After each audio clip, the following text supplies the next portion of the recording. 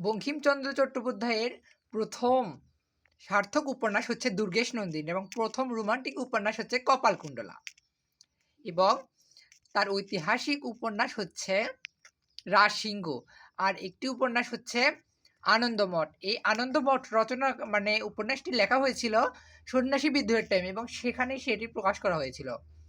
এবং সামাজিক উপন্যাস হচ্ছে কৃষ্ণকান্তের উঠল আর হচ্ছে বিষবৃক্ষ। আর তার রচিত মানব বিশ্লেষণমূলক রচিত হচ্ছে রজনী এবং মৃণালিনী এটি খুবই গুরুত্বপূর্ণ। মৃণালিনী এটি হচ্ছে ১৩ শতাব্দীর বাংলা এবং তুর্কির আক্রমণের সময় এটি রচনা করা হয়েছিল। ১৩ শতাব্দী বাংলা এবং তুর্কির আক্রমণের সময় এটি রচনা করা হয়েছিল। আর তার সর্বপ্রথম কাব্য হচ্ছে মানব তথা ললিতা। আর তার উল্লেখযোগ্য অনেক মানে এগুলা রয়েছে আপনারা পড়বেন, যেমন হচ্ছে কমলাকান্তের দত্তর সাম্য। এই সাম্য